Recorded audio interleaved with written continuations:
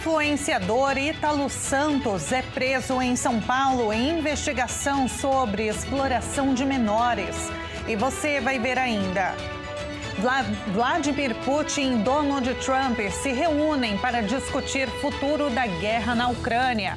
E ainda, desemprego cai em 18 estados ao menor nível da série histórica. Essas e outras notícias você confere agora no Redação Hit. Olá, muito bom dia para você. Agora é 11 horas e 30 minutos pelo horário de Brasília. Uma ótima sexta-feira para você que nos acompanha. Seja muito bem-vindo ao Redação Hit. A partir de agora, você fica muito bem informado. O influenciador Ítalo Santos foi preso nesta manhã. Ele é investigado pelo Ministério Público da Paraíba e o Ministério Público do Trabalho por exploração e exposição de menores de idade nas redes sociais. O influenciador Ítalo Santos e o companheiro Israel Vicente foram presos em Carapicuíba, na Grande São Paulo. A polícia também apreendeu um computador e aparelhos celulares na casa dele. O influenciador é investigado por exploração e exposição de menores de idade nas redes sociais. O caso ganhou grande repercussão após um vídeo do youtuber Felipe Bressanin, mais conhecido como Felca.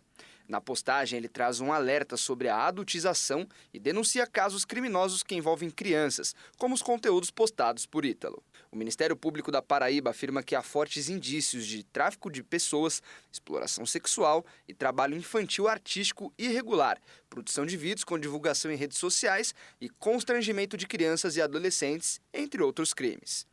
A Justiça da Paraíba determinou o bloqueio das redes sociais de Ítalo. Além disso, os vídeos postados pelo influenciador foram desmonetizados, ou seja, não geram nenhum retorno financeiro.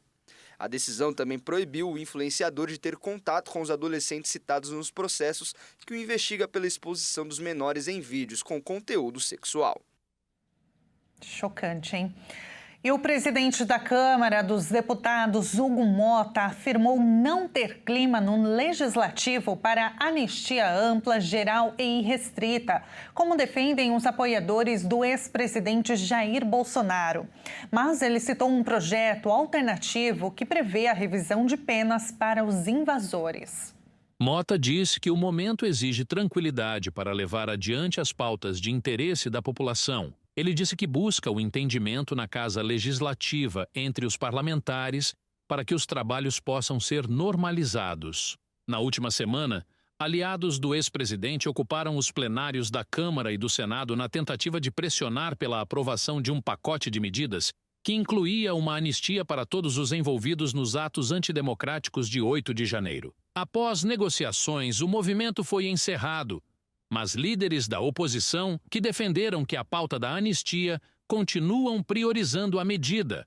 Quem tem a responsabilidade de presidir, poder ter ainda mais equilíbrio, ainda mais serenidade, porque não vai ser com mais desequilíbrio que nós vamos resolver essa situação. Eu penso que nós temos que ser enérgicos, temos que ser firmes, mas temos também que buscar, de certa forma, nesse ambiente de tanta discussão, de tanto desentendimento, de tanta discórdia, procurarmos ter ali a serenidade até para que as matérias que são, de fato, de interesse da população brasileira não se percam muitas vezes em discussões vazias, em discussões que não nos levam a lugar algum.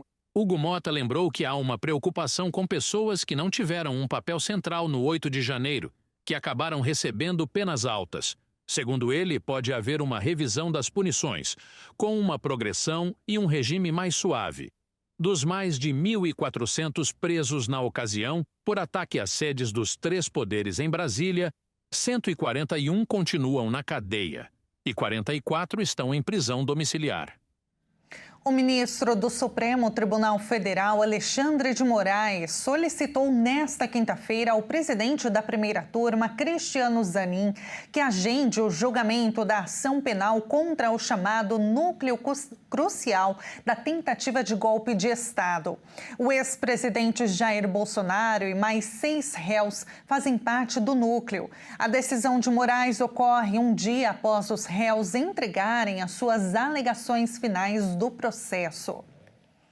E o Supremo Tribunal Federal também retoma hoje o julgamento da deputada federal licenciada Carla Zambelli, do PL de São Paulo, sobre os crimes de porte ilegal de arma de fogo e constrangimento ilegal. O julgamento acontece em plenário virtual e estava suspenso desde março deste ano, após o pedido de vista do ministro Nunes Marques. Mas a corte já tem maioria para condenar a parlamentar. Zambelli é acusada de perseguir de arma em punho um homem no meio da rua em um bairro da área nobre de São Paulo em outubro de 2022. O processo está sob relatoria do ministro Gilmar Mendes, que apresentou o voto para condenar Zambelli a 5 anos e 3 meses de prisão pelos crimes de porte ilegal de arma de fogo e constrangimento ilegal com emprego de arma de fogo. O voto do ministro foi acompanhado de Alexandre de Moraes, Carmen Lúcia e Flávio Dino. Mesmo após a vista de Nunes Marques, os ministros Cristiano Zanin e Dias Toffoli anteciparam seus votos também pela condenação. Nesta sexta, apresentam os votos os ministros Nunes Marques, André Mendonça, Luiz Fux, Edson Fachin e o presidente da Corte, Luiz Roberto Barroso. O presidente dos Estados Unidos, Donald Trump, e o líder russo, Vladimir Putin, se reúnem hoje pela primeira vez para discutirem um possível cessar-fogo na guerra com a Ucrânia. Trump afirmou que não se deixará intimidar pelo líder russo e que pretende envolver a Ucrânia em futuras negociações de paz. A reunião acontece nesta sexta-feira em uma base militar do Alasca e não contará com a presença do presidente da Ucrânia, Volodymyr Zelensky. Essa será a primeira vez que Donald Trump e Vladimir Putin se encontram para discutir um cessar-fogo desde o início do conflito. Mas o clima é de desconfiança. O republicano afirmou que não vai se deixar intimidar por Putin e prometeu incluir a Ucrânia em futuras negociações de paz. Nós temos uma reunião com o presidente Putin amanhã. Eu acho que será uma boa reunião, mas a reunião mais importante será a segunda reunião que teremos. Vamos ter uma reunião com o presidente Putin, o presidente Zelensky, eu mesmo, e talvez levemos alguns dos líderes europeus também. Talvez não. Não sei se será muito importante. Vamos ver o que acontece. E eu acho que o presidente Putin fará a paz. Eu acho que o presidente Zelensky fará a paz. Vamos ver se eles conseguem se entender e, se conseguirem, será ótimo.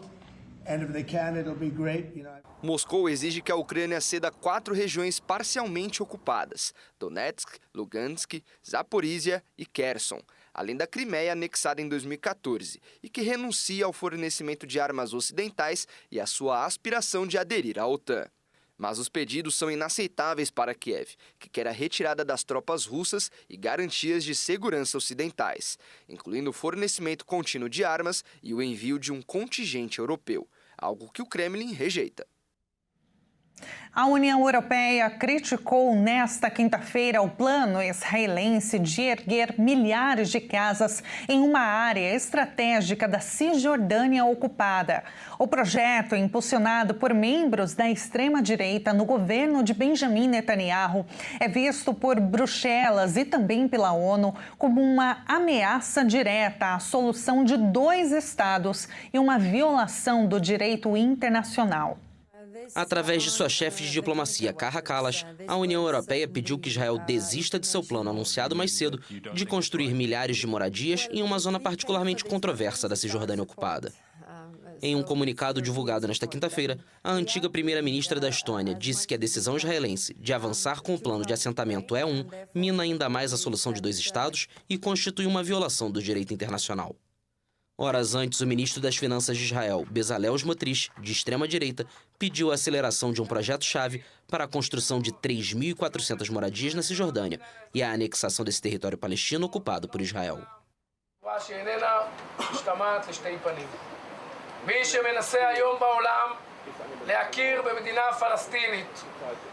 Que não haja confusão. Qualquer um no mundo hoje que tente reconhecer um Estado palestino receberá uma resposta nossa no terreno.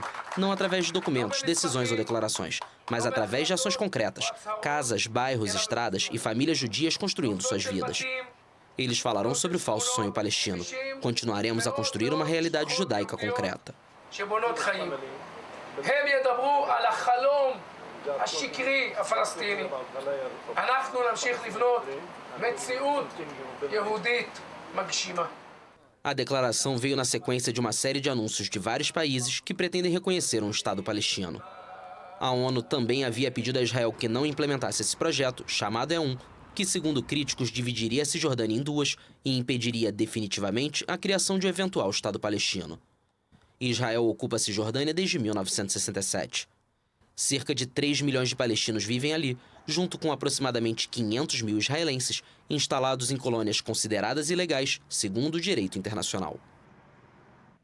E veja a seguir, desemprego cai em 18 estados ao menor nível da série histórica. E agora vamos ver o tempo no Espírito Santo, 24 graus neste momento. Olha que lindo, a vista de Vitória.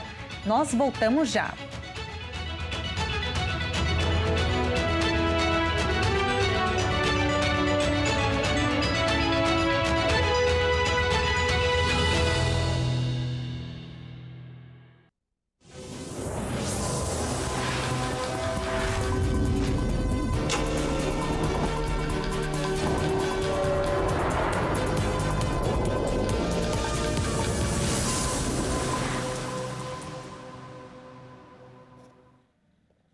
E nós estamos de volta agora no horário de Brasília, 11 horas e 43 minutos. A taxa de desemprego caiu em 18 estados brasileiros no segundo trimestre deste ano. Segundo a Pesquisa Nacional por Amostra de Domicílios, a PNAD contínua trimestral, divulgada nesta sexta pelo IBGE, foi a menor taxa para o período desde 2012. Tiveram queda na taxa de desemprego. Santa Catarina, Goiás, Espírito Santo, Rio Grande do Sul, Mato Grosso do Sul, São Paulo, Rio de Janeiro, Ceará, Maranhão, Alagoas, Amapá, Piauí, Paraíba, Minas Gerais, Pará, Bahia, Amazonas e Rio Grande do Norte. Já as unidades federativas que registraram estabilidade estão Pernambuco, Distrito Federal, Sergipe, Acre, Roraima, Tocantins, Paraná, Mato Grosso e Rondônia.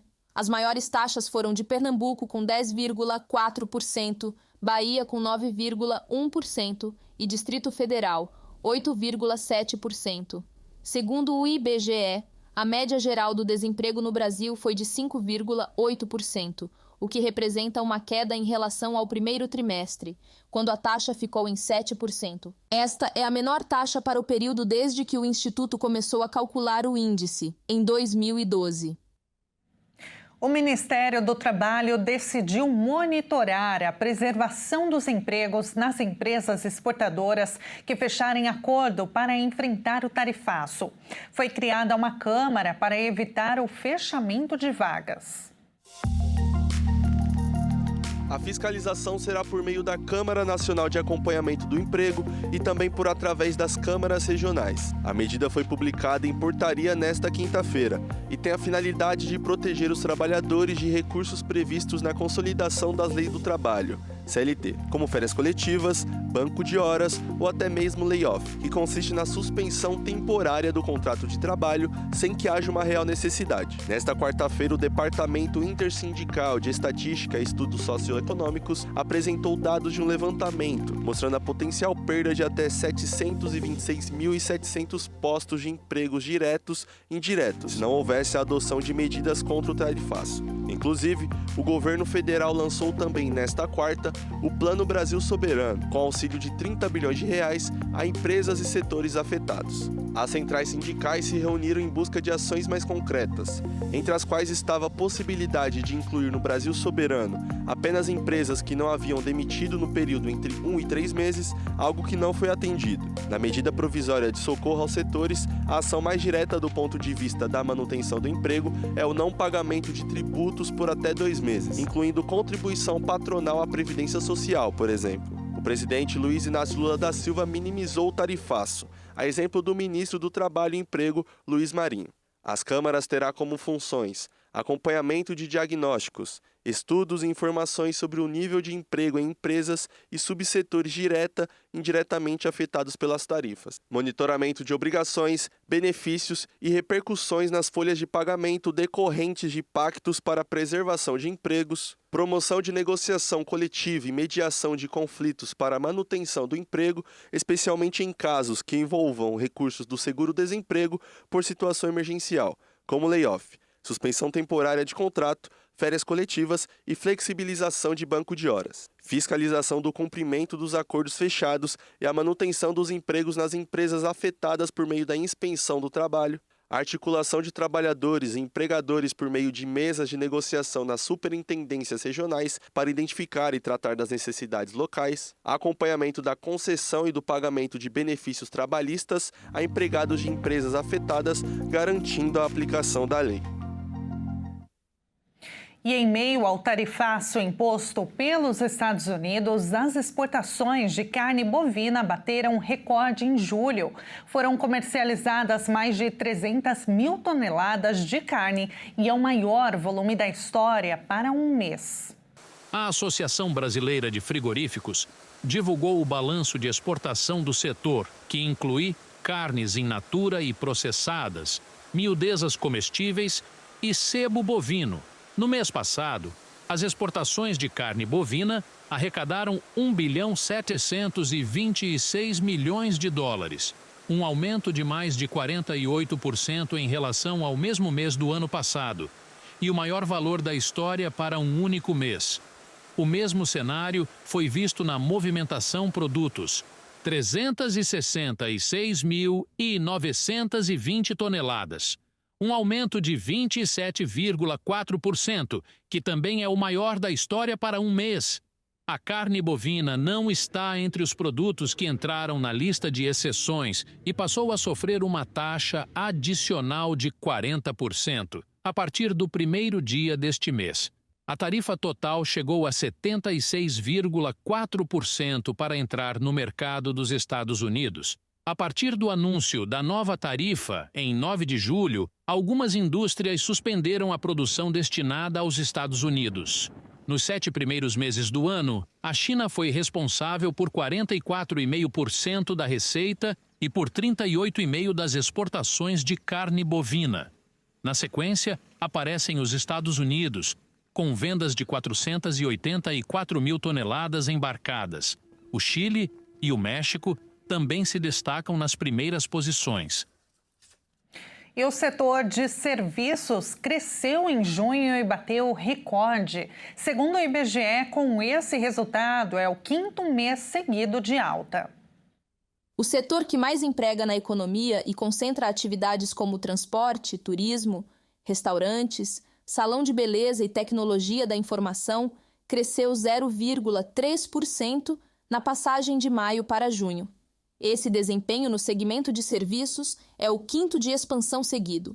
Com isso, o setor atinge o maior patamar da série histórica, iniciada em janeiro de 2011. Os dados fazem parte da pesquisa mensal de serviços, divulgada pelo IBGE. O recorde anterior era de outubro de 2024 e maio deste ano. As altas no ano deram ao setor um salto de 2%. E com o resultado de junho, o setor fecha o primeiro semestre com alta de 2,5%. Já no acumulado de 12 meses, a expansão chega a 3% e, na comparação com junho do ano passado, o mês deste ano registrou elevação de 2,8%. Apesar do recorde, das 5 grandes atividades pesquisadas pelo IBGE, apenas uma, de serviços de transportes, apresentou alta de 1,5% na passagem de maio para junho. E aumentou em quase 60% a vacinação no Distrito Federal nos primeiros 6 meses do ano. Apesar do crescimento, a imunização na região ainda segue abaixo da meta. No primeiro semestre deste ano, o Distrito Federal aplicou mais de 1.648.000 doses de vacinas, o que representa um aumento de 58,27%. Se comparado ao mesmo período de 2024, Na época, foram pouco mais de 1 milhão de doses. A Secretaria de Saúde atribui parte desse crescimento a ações de vacinação nas escolas. Foram 208 ações em unidades de ensino, em que mais de 14 mil vacinas foram administradas. Além de escolas, ações de imunização também foram realizadas em postos temporários em locais de grande circulação, como supermercados, feiras, shoppings, praças e até no zoológico. Diferentes regiões do DF foram alcançadas por meio do Carro da Vacina, que promove busca ativa por pessoas não vacinadas. Essas iniciativas ajudam especialmente quem tem dificuldade de ir até uma unidade de saúde. Mesmo com o aumento da vacinação, as metas ainda não foram alcançadas. Segundo a Secretaria de Saúde, a vacinação contra a dengue chegou a 56% das crianças e adolescentes. A meta é vacinar 90% da população. Dos 49 mil esperados para a imunização contra o HPV, apenas 2.300 pessoas tinham recebido a vacina. É importante manter a caderneta de vacinação sempre em dia. E no Redação Hit de hoje, nós vamos conhecer uma cidade no interior de São Paulo linda, viu? Vale a pena conhecer Águas de Lindóia. Localizada no Circuito das Águas Paulista, Águas de Lindóia. É famosa por suas fontes de águas minerais com propriedades terapêuticas e oferece diversas atrações turísticas relacionadas ao tema, como balneários e parques aquáticos. Além das fontes termais, a cidade se destaca por suas belas paisagens, clima agradável e tranquilidade, sendo um destino procurado para lazer e descanso.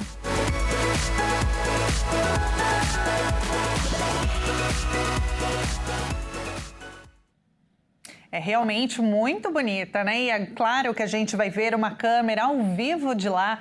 Neste momento, termômetros marcando 22 graus. Olha que coisa mais linda.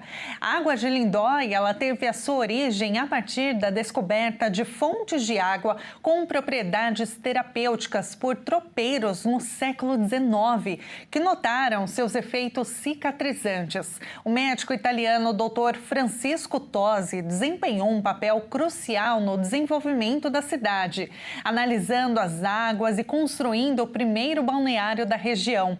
A fama das águas atraiu a cientista Marie Curie, que confirmou as suas propriedades terapêuticas. E para os apaixonados por carros, aí vai uma dica. O município ele cedia eventos tradicionais, como o encontro de carros antigos, que reúne entusiastas e colecionadores do mundo todo. E essa edição fica por aqui. Muito obrigada pela sua companhia. Uma excelente sexta-feira para você e um ótimo final de semana.